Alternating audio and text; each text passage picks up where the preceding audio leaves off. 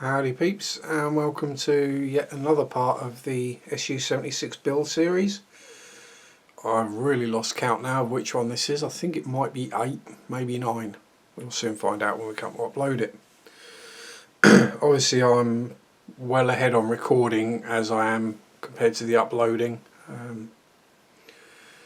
So if you're building along with me, chances are by the time it goes up I will have finished it quite a while ago. But bear with me on that one. So where do we get to last time? Well, we'd just finished doing the tracks. There's one I prepared off screen. There's the one we did on cam. We had put the fenders together and done a little bit more on the gun. So first thing we'll do is we'll pop the tracks off. Ooh, he says, hoping they come off. And he hasn't managed to glue them to the wheels again. Oh, this is always a bit. So it's let's turn it upside down and shake. See how many fall off. Oh, none. So as always with the camera running, it is slightly in the way, so I am a bit more awkward in the way I'm doing this, and I'm probably just realised I haven't moved the seat close enough either. Anyway, that's the track off, and yes, one of the wheels is stuck in. That should come out without too much. I'll fix that later.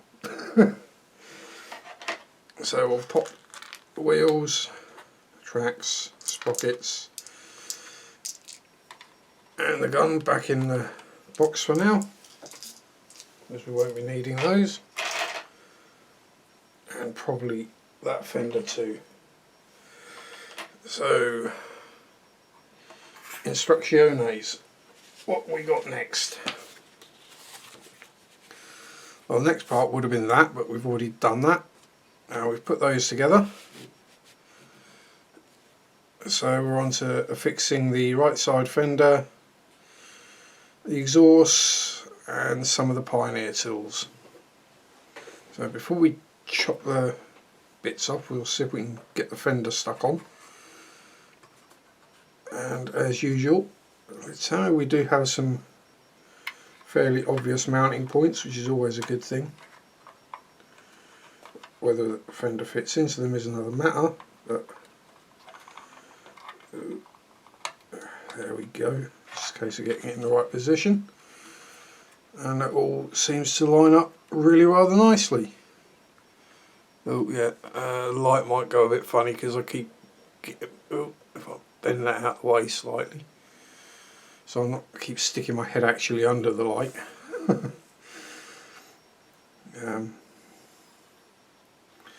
So again, just a bit of extra thing, because why not? It's a good fit. We don't need the white glue to fill out any little gappy bits. So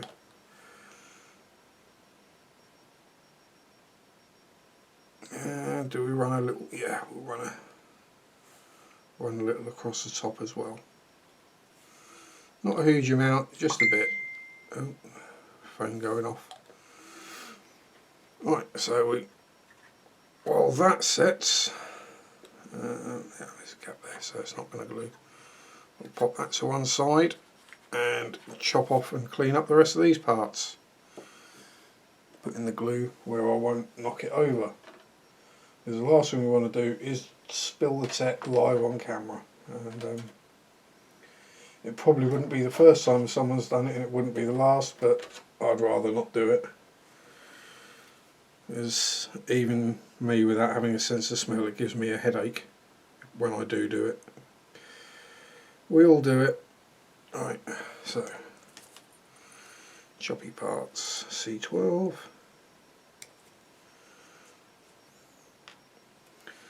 '65 and '66, which are going to be over here.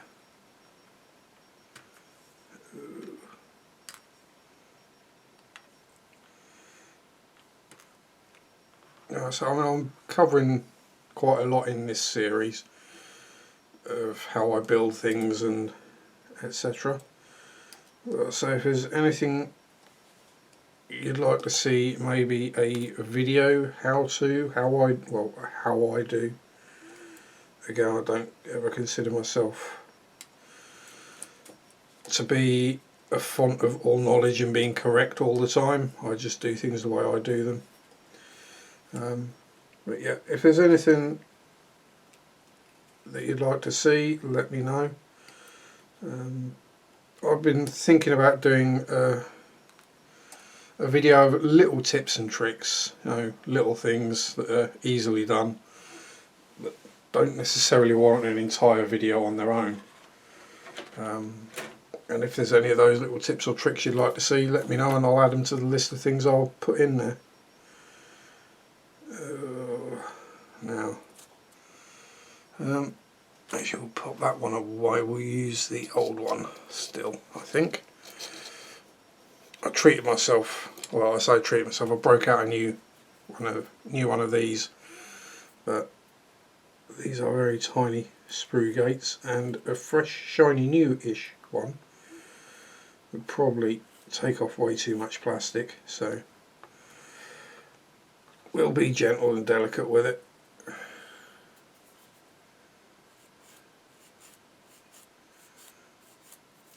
So this one's built several models, some of them with lots and lots of parts and lots of sanding. As you can see, it's still going well. Can't beat a UMP sander. Well, you can. I mean, there are certain things in life that are better than a UMP sander. No offence, Paul Lee. But when it comes to cleaning up parts of model kits, you'd be hard pushed to find anything better.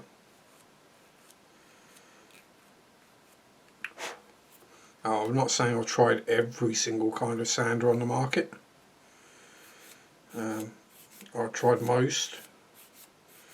I should say the better known brands. I won't go into who's better than who. It's not my place to do, and I don't want to alienate anyone. There must be another one on there somewhere. Sure, that was held on in two places. Or did I just... Oh, there it is.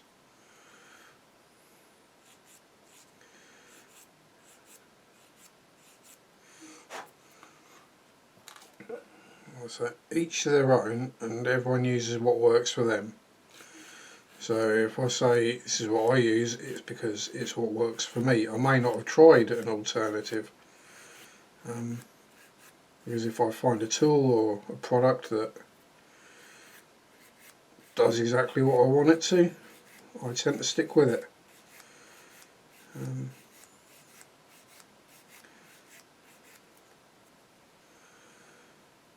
It's one of those cases where personal preference is a big thing, and for example, I like pickled eggs. Most people can't stand them. The thought of eating a pickled egg is enough to make some people feel ill. Right, now then, where do these go? This one goes in there and into the outside one, so we're better off putting that in first, I reckon, as that runs into that. I have made sure I've got the camera the camera fairly far back so that I don't bring things towards me and pull them out of shot too much. So, I mean, it might not occur, and it didn't to me at first, but when you're modelling, you don't necessarily sit with your arms outstretched onto the bench doing everything in the middle of the cutting mat. You bring things towards yourself. It's just the way things are. And if I had the camera further forward and I brought this towards me, you wouldn't be able to see what I was doing. So I'm doing it at what is a slightly awkward angle for me, but hey, it's all gravy. I've done worse things in my life.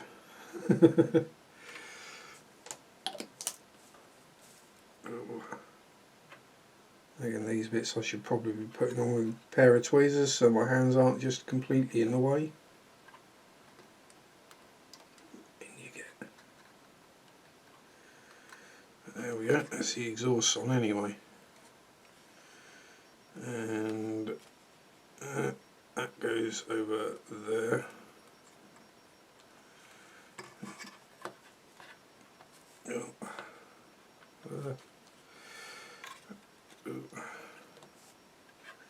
As usual, there comes a time in any build when it just gets to the point where actually it's awkward to hold on to the model sometimes.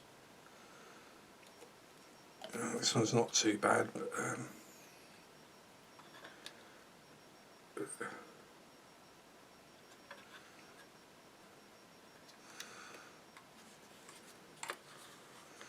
some of them you can run out of bits you can grab them by. Right, spade next I reckon, and that goes across there to there. Now I know a lot of people, when it comes to the Pioneer tools, things like this, like to leave them off till after the model's painted and paint them separately and glue them on. That's entirely your decision. If you want to do that, go for it.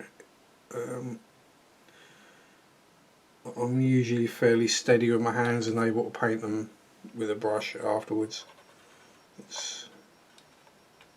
He says shaking. It's one of those things. It's, again, I'm not saying I'm right doing it this way, I'm not saying I'm wrong, it's just the way I do it. And that's that step done. As I say, it's showing us all the colour call outs for the tools, so it's going to be steel, wood, brown.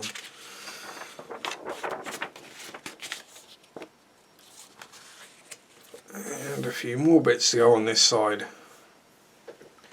So back to sprue C. Pop the model back out of the way slightly so we give ourselves a little more room to work with. Oh, just move my seat forward a little bit because I'm getting a bit of backache. C20 snip 17 snippy 54.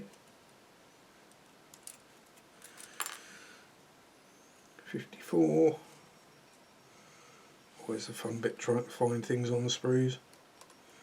At least with Tamiya the sprues are laid out fairly sensibly number order wise. I have built some kits where they haven't even got the numbers on the sprue. It will say C17 there, then you have to go back through the instructions to find out where it is on which sprue. Find out which is sprue C, then find out which part is 17, then pick up the sprue, and yeah. I suppose it's one way of lengthening a build.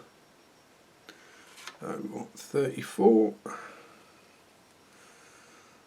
I think that might have been, was that an Italeri kit or an old mini art kit? Can't remember, it was one of those, either an Italeri or an old mini art. I think it was an it was an Italeri kit. I can't remember what it was though. I think it might have been something German. Pass. I tend to try and avoid building Italeri kits now if I can. Although I do have the A10 in the stash and I will get around to that at some point. 1/48. But I think that's probably going to need quite, no, not need, but I'm going to probably want to put quite a bit of aftermarket in that. Resin wheels and stuff like that, maybe resin engines, maybe an etch set, just to tard it up, because it's one of my, if not my favourite airplane. Definitely my favourite American airplane, well, warplane anyway.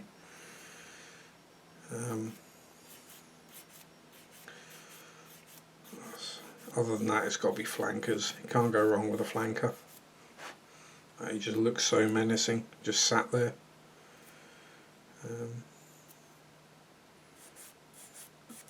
Big old planes as well. When it comes to World War II planes, weirdly I tend to prefer the German ones, so Me-262s, Bf-109s, FW-190s, I find them a bit, how to put it, too chunky. Don't look sort of sleek enough, really. I don't know, it's just something about the overall aesthetic of the plane. That's not to say I haven't built a few. But yeah, I do need to get to building an ME-109 again soon. Right, so that's all the C parts. We need an A17 and a B17. Oh, I think screw B was one of these, wasn't it? No, that's, oh, B is the one we nearly out of parts on. Only got one part left on after this. That'd be good. Get what I call a dead sprue. If there's nothing left on it, you can chuck it in the bin. Makes it even easier to rummage through the box and find the right bits. And an A17. Oh dear, where are we? There's an A. Got all the wheels tangled up in it. Right. Oh, 17. I think there's quite a few of those. Yeah, there are. Because the other side has quite a lot of fender stays on it. There we go. So I'm going to build this non-battle damaged.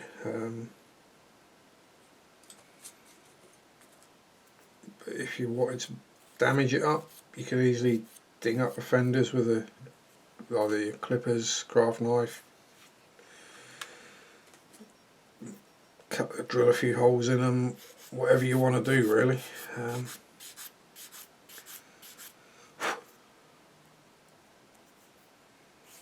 when it comes to it, I'm not going to over weather it either, because the first one I did, as I say, I did knocked out, rusted, worn out. And while I was quite proud of it at the time, looking back on it, it looks absolutely horrific. That's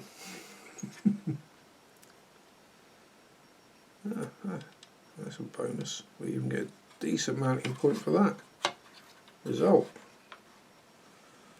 And normally these kind of end of fenders are held on, just butt jointed somewhere. But we've got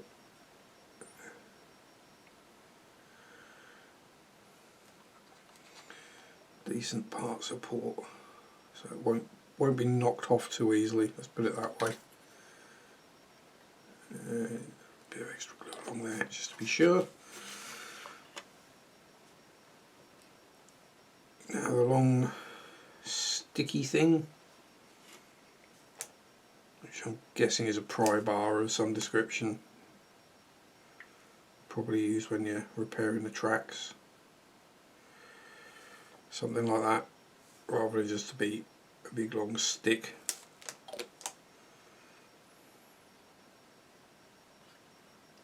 Where's the hole? Somewhere around there. Where's the other hole?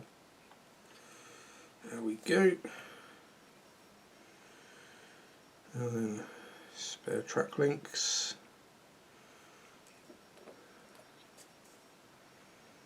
Plop, plop, plop.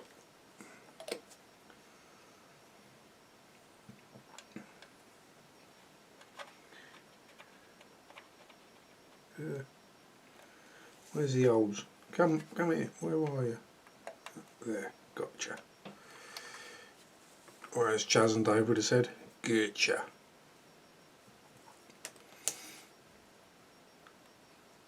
And yeah, that's a joke you won't get if you're not English and not of a certain age.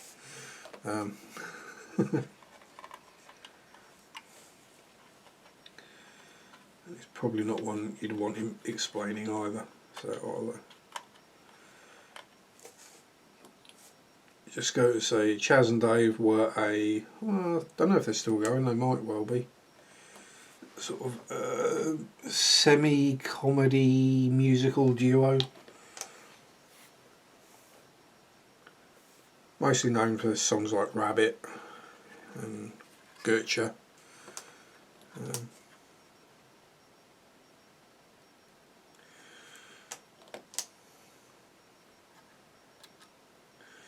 But yeah, a very, very English thing.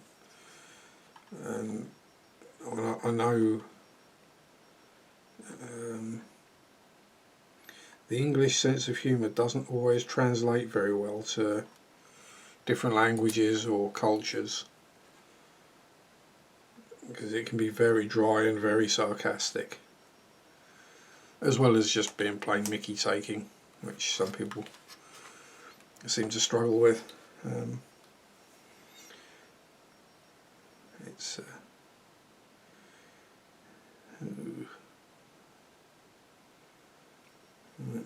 that goes there, but that's actually showing there's a couple of extra parts in there. I've missed something. Dun dun dun! Time to look back through the instructions at what I've missed.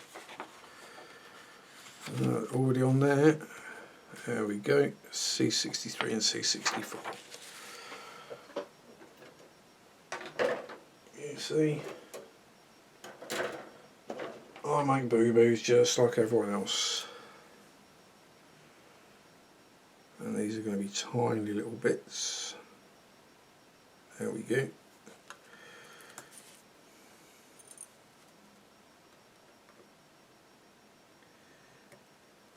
Carefully cut so they don't go springing off. There we go. Now, can we actually clean those up? Do they need it? Not really. And I'm guessing they angle backwards.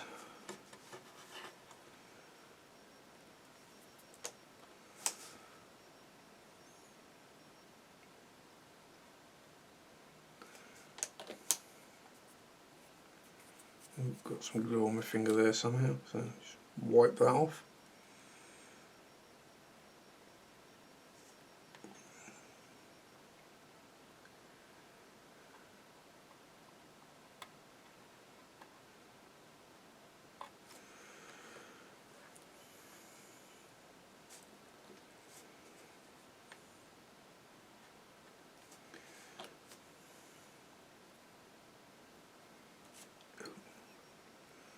Ooh, ooh. Gotcha. In you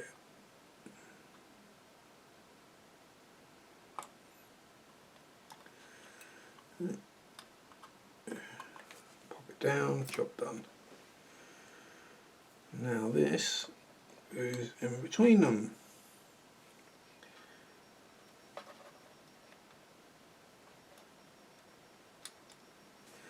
Something like that.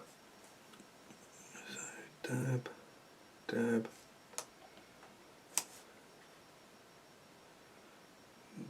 dab. Right. And the last part we have for this step being the fender stay. Oh, we've got a bit of, forgot to clean that side up.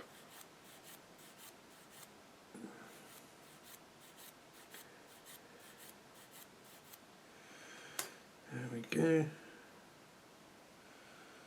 Guessing that way round.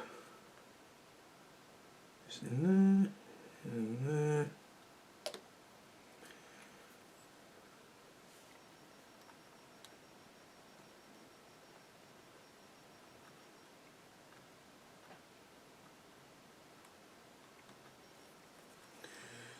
Something like that, I reckon.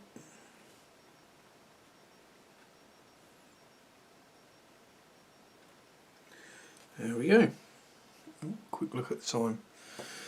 25 minutes. Right, so we'll get these few bits on. Well, we'll stick the fender on first, shall we?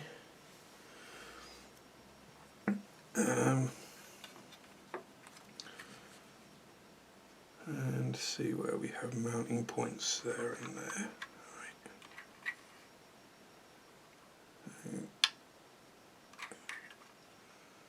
I have to say these have got to be the easiest to fix on fenders I've ever built, I think.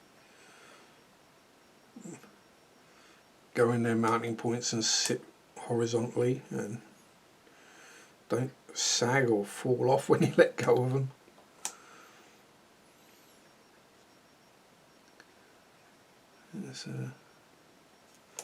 I'll say the whole kit has gone together beautifully. Oh, there was that one issue on the top plate, but that was me sticking it in the wrong place. Not the first time I've done it, won't be the last.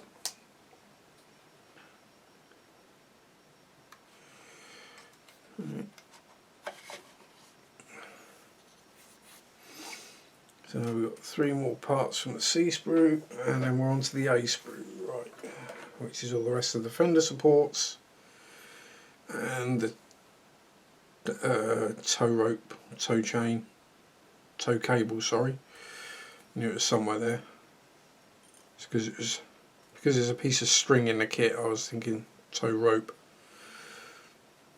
Right, so we've got the awesome massive Russian 2-man saw. We'll cut it off in the right place, sharp might help. There we go. 28 starting handle.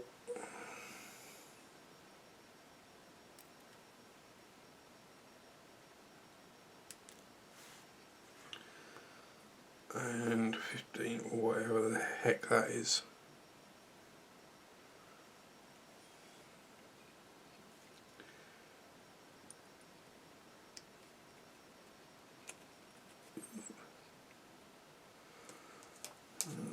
Right, there we go. Pop that and that out of the way, because the rest of it's all on sprue A. We're going to be needing bits of both sprue A's. Thankfully they give us spares of these little dinky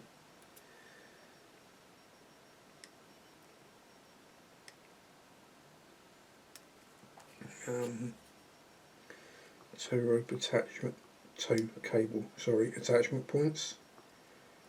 Because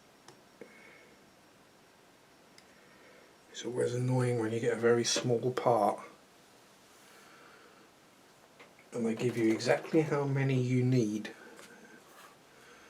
and one spare one would be ideal. Shake the wheels off of that.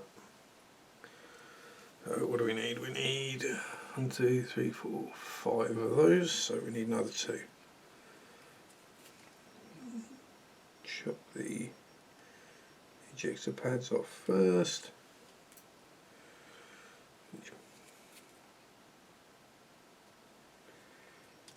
Now, tiny pieces like this are an absolute pig to clean up, so sometimes I don't bother, but I will today. Yes, I'm feeling like a bit of a good boy today. First time ever, I know, but there you go.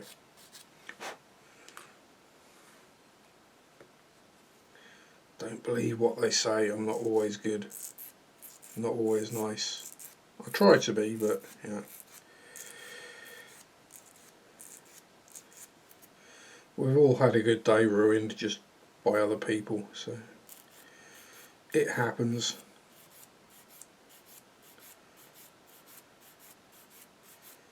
And there we go.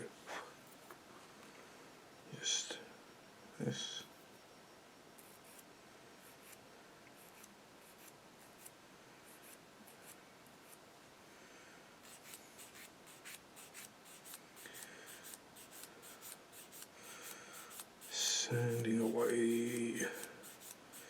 So much time as a model builder is spent sanding.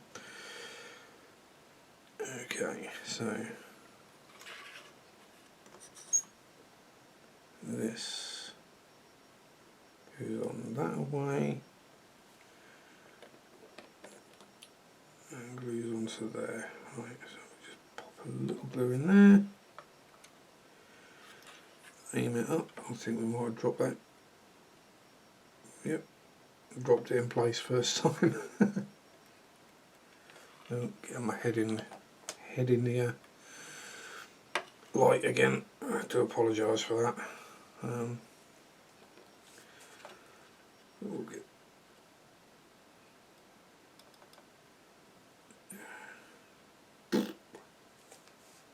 plenty of glue.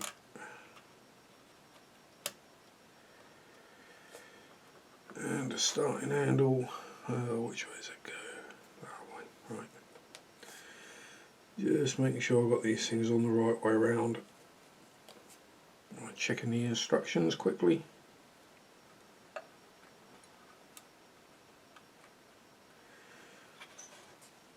Right.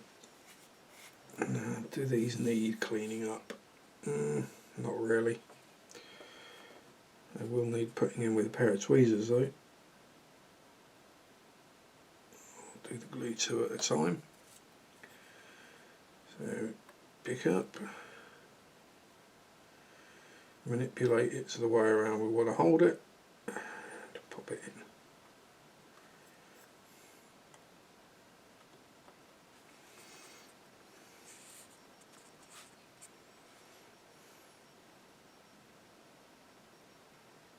Other way around.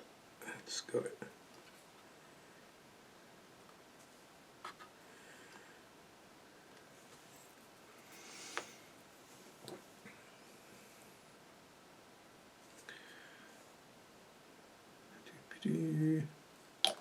How are we doing on time? Oh, we're there. We're at.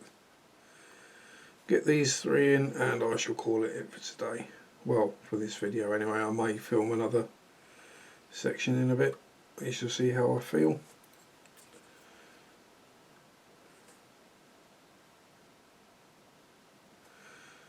So I do actually have another build ongoing at the moment.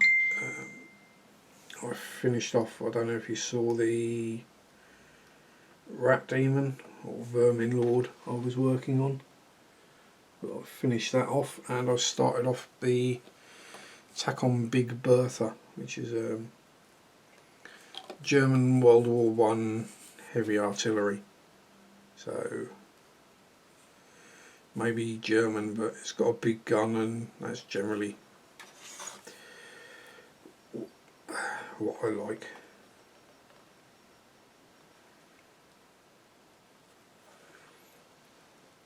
As the Mythbusters said, Jamie like big boom.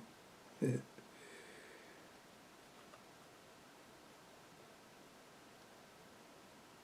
Right. Just make sure that's in level. And that one, yep. Right, so we should call it that for there. I might just stick on the fender, sticking my middle finger up, might just stick on the fender supports before we start next time. And next, let's say that will be